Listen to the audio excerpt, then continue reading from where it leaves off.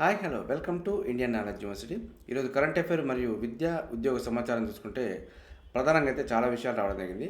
So అదేవిధంగా మన ఛానల్ని చూసిన వారు సబ్స్క్రైబ్ చేసుకోవడం మాత్రం మర్చిపోద్దు. మీరు చేసిన సబ్స్క్రైబ్ వల్ల మరి కొంతమంది విద్యార్థులకు ఈ వీడియో చేరే ప్రయత్నం జరుగుతుంది. వివరాల్లోకి వెళ్తే మనకి ఇంకా సెట్ కాలేదు అంటూ మనకు ప్రధానంగా అయితే రావడం జరిగింది. రాష్ట్రంలో వివిధ కోర్సుల ప్రవేశ పరీక్షలపై మొదలవని కసరత్తు. జనవరిలోనే షెడ్యూల్ వస్తే నిర్ణీత తేదీల నాటికి ఏర్పాట్లు పూర్తి అంటూ రావడం జరిగింది మనకి. ఈసారి మూడో వారం ముగుస్తున్న అడుగు ముందుకు పడని తీరు. ఎంసెట్ సహా ఏ పరీక్షను ఏ యూనివర్సిటీ నిర్వహించేది తేలక అయోమయం.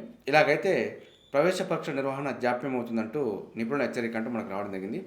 రాష్ట్రంలో వివిధ కోర్సుల్లో ప్రవేశాల కోసం నిర్వహించే ఉమ్మడి పరీక్షలపై ఇంకా కసరత్తు మొదలు కాలేదు.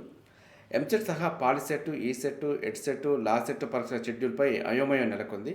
ఏ పరీక్షను ఏ యూనివర్సిటీ ఆధ్వర్యంలో నిర్వహించాలి, ఏ పరీక్షకు కన్వీనర్ ఎవరని సందిగ్ధత కొనసాగుతుంది. రాష్ట్ర ఉన్నత విద్యా మండలిలో నెలకొన్న గందరగోళమే దీనికి కారణమంటూ మనకు ప్రధానంగా అయితే రావడం జరిగింది. సో ఇదైతే మొత్తానికైతే మనకు రాష్ట్రంలో ఏ సెట్ కూడా మనకు దానికి సంబంధించిన షెడ్యూల్ అయితే రాలేదు. సాధారణంగా అయితే మనకు డిసెంబర్లోనే సెట్కు సంబంధించిన ఇన్ఫర్మేషన్ వచ్చుండేది. సో ఇప్పుడు జనవరి మూడో వారం గడుస్తున్నా కానీ ఇంతవరకు అయితే రాలేదు. సో దీని గురించి మరి ఇంకొక వారం రోజుల్లో వచ్చే అవకాశం ఉంది. సో ఈ సెట్ల గురించి అప్డేట్ రాగానే మన ఛానల్లో అందుబాటులో వస్తాను. సో అదేవిధంగా మరో పాయింట్ తీసుకుంటే ప్రజ్ఞానంద అద్భుతం అంటూ మనకు మరో పాయింట్ రావడం జరిగింది. నెదర్లాండ్స్లో జరుగుతున్న టాటా స్టీల్ మాస్టర్స్ చెస్ టోర్నీలో భారత టీనేజ్ గ్రాండ్ మాస్టర్ ప్రజ్ఞానంద సంచలనం సృష్టించాడు. 4వ రౌండ్ గేమ్లో 18 ఏళ్ల ప్రజ్ఞానంద 62 ఎత్తులో ప్రస్తుత ప్రపంచ ఛాంపియన్ డింగ్ లెరిన్ చైనాను ఓడించాడంటూ మనకు రావడం జరిగింది. సో ఇదైతే మనకు ప్రజ్ఞానంద అద్భుతం అంటూ మనకు పేర్కొనవచ్చు. అదేవిధంగా ఫిబ్రవరిలో మెగా డిఎస్ నిర్వహిస్తామంటూ మనకు మంత్రి కోమటిరెడ్డి పేర్కొనడం జరిగింది. ఫిబ్రవరిలో మెగా డిఎస్ నిర్వహిస్తామని రోడ్లు భవనాల శాఖ మంత్రి కోమటిరెడ్డి వెంకరెడ్డి తెలిపారు. గత ప్రభుత్వంలో జరిగినట్లు పేపర్ల లీకేజీలకు తావు లేకుండా యూపీఎస్సీ తరహాలో గ్రూప్స్ పరీక్షలు నిర్వహిస్తామంటూ మనకు పేర్కొనడం జరిగింది. ఇదైతే మనకు త్వరలోనే మెగా డిఎస్ రాబోతుందని చెప్పి మనం అనుకోవచ్చు. అదేవిధంగా మరో పాయింట్ తీసుకుంటే ఒక్కో ఐటీఐ పరిధిలో 10,000 మందికి శిక్షణ అంటూ రావడం జరిగింది. అందుబాటులోకి రానున్న స్వల్ప దీర్ఘకాలిక కోర్సులు, అదేవిధంగా శిక్షణ సంస్థల ఆధునీకరణపై రాష్ట్రాలు అధ్యయనం చేసిన కమిటీ అంటూ ఇవ్వడం జరిగింది. రాష్ట్రంలో ప్రభుత్వ పారిశ్రామిక శిక్షణా సంస్థల ఆధునీకరణకు అడుగులు పడుతున్నాయి. కాలం చెల్లిన యంత్రాలపై కొనసాగుతున్న కోర్సుల స్థానంలో ప్రస్తుత పారిశ్రామిక అవసరాలు, అత్యాధునిక టెక్నాలజీతో కూడిన యంత్రాలపై శిక్షణకు కార్యాచరణ సిద్ధమవుతుందంటూ మనకు ఇవ్వడం జరిగింది. ఇప్పటికే టాటా టెక్నాలజీస్తో కలిసి 50 ఐటీఐలను అభివృద్ధి చేయాలని సీఎం పేర్కొనడం జరిగింది. అదేవిధంగా పొరుగు రాష్ట్రాల్లోని ఐటీఐలను పరిశీలించి ఆ మేరకు నివేదిక ఇవ్వాలంటూ కూడా మనకు ఆదేశించడం జరిగింది. ఇది మనకు ఒక్కో ఐటీఐ పరిధిలో 10,000 మందికి అధునాతన శిక్షణ అయితే ఇవ్వబోతున్నట్టు మనకు పేర్కొనడం జరిగింది.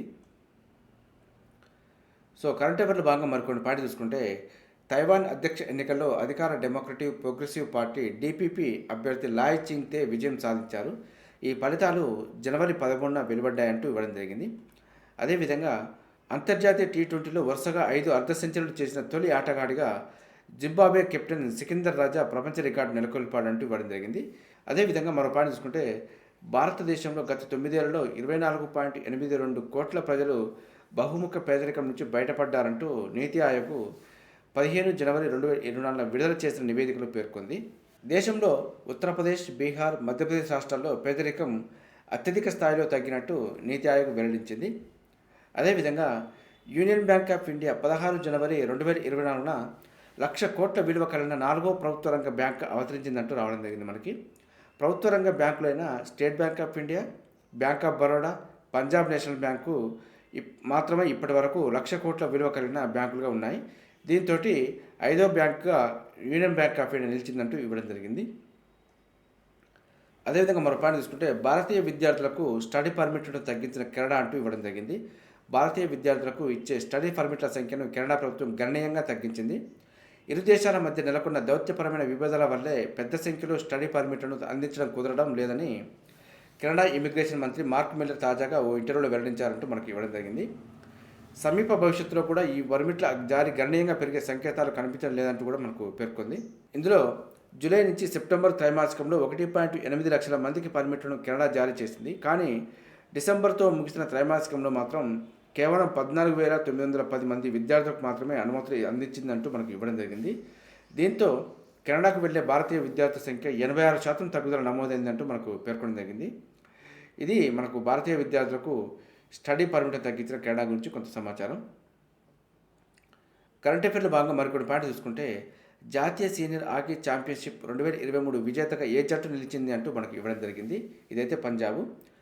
అదేవిధంగా రిజర్వ్ బ్యాంకు తాజా గణాంకాల ప్రకారం 2022-23లో భారతీయ కుటుంబాల నికర పొదుపు మొత్తాల విలువ జీడీపీలో ఎంత శాతానికి సమానంగా ఉంది అంటూ ఇవ్వడం జరిగింది.